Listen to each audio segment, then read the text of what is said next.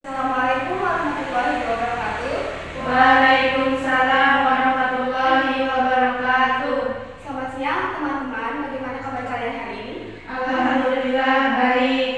Sebelumnya, perkenalkan saya Nada Ramadhani, mahasiswi program studi agribisnis Fakultas Pertanian Universitas Lambung Mangkurat.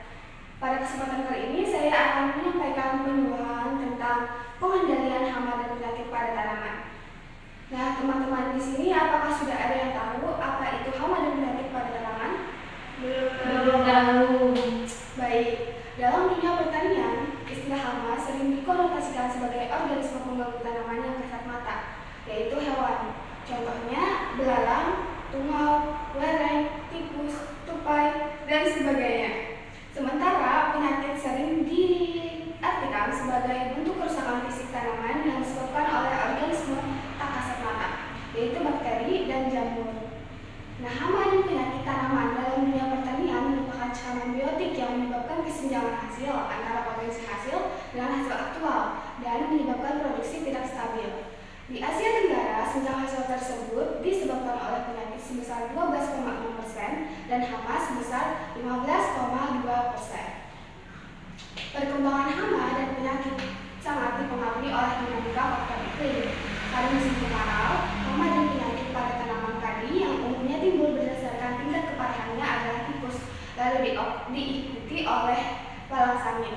Oleh karena itu, langkah-langkah pengendalian dititik beratkan pada hama tikus. Sedangkan pada musim hujan, hama dan penyakit biasa timbul adalah tikus, waring coklat, penggiring batang, lembing batu, penyakit tungro, blas, hawa daun bakteri, dan berbagai penyakit yang disebabkan oleh cendawan. Nah, dalam keadaan khusus, hama dan penyakit berkembang di luar kebiasaan tersebut. Misalnya, pada musim kemarau yang basah, waring coklat juga dapat menjadi masalah bagi varietas yang melukat. Nah, hama dan penyakit tanaman yang dibiarkan terus-menerus akan mengganggu tanaman, bahkan bisa menyebabkan tanaman mati. Untuk itu, perlu dilakukan pengendalian. Tindakan pengendalian salah satunya adalah usaha yang dilakukan untuk menekan laju perkembangbiakan hama dan penyakit agar tidak mengganggu tanaman pertanian. Kemudian dilakukan pada waktu yang tepat sehingga biaya, waktu, dan tenaga dapat lebih hemat. Dari kalian nih, apakah ada yang tahu teknik pengendalian hama dan penyakit itu seperti apa? Tahu. Baik, ada beberapa teknik pengendalian hama dan penyakit pada tanaman. Antara lain, yang pertama adalah preventif, yaitu pengendalian melalui upaya-upaya pencegahan seperti pembersihan lahan dari hama atau penyakit sebelum bercocok tanam. Yang kedua adalah pengendalian secara fisik atau mekanis, yaitu pengendalian hama dan penyakit dengan alat-alat pertanian melalui kegiatan pengolahan tanah, pembabatan, penggenangan, pembakaran, dan penggunaan mulsa. Yang ketiga adalah pengendalian secara biologi, yaitu mengendalikan populasi hama dan penyakit dengan musuh yang alami seperti insekta, fungi, ternak, ikan, dan sebagainya. Yang keempat adalah pengendalian secara kimiawi, adalah cara terakhir apabila cara sebelumnya tidak membuahkan hasil secara maksimal. Cara pengendalian hama dan penyakit dengan kimia adalah menggunakan pestisida seperti insektisida, fungisida, dan herbisida. Pengendalian ini memang terbilang mudah dan hasilnya maksimal, akan tetapi memiliki dampak negatif bagi lingkungan sekitar. Salah satunya adalah menimbulkan polusi udara. Baiklah, itu tadi beberapa cara pengendalian hama dan penyakit pada tanaman. Dari kalian, apakah ada yang ingin ditanyakan? Saya ingin bertanya, Baik, silakan.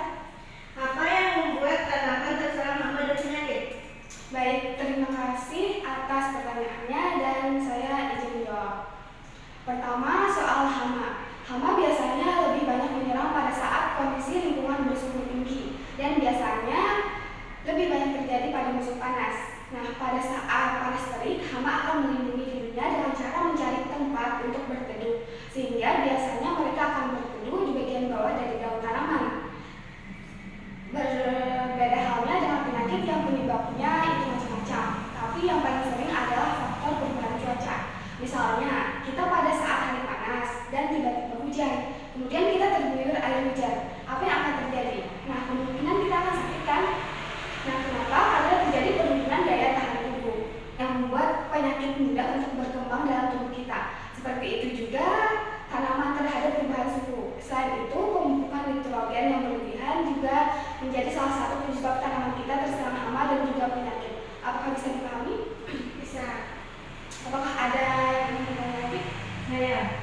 Baik, silakan. Apa bedanya tanaman terkena hama dengan terkena penyakit? Baik, terima kasih atas pertanyaannya dan izin menjawab.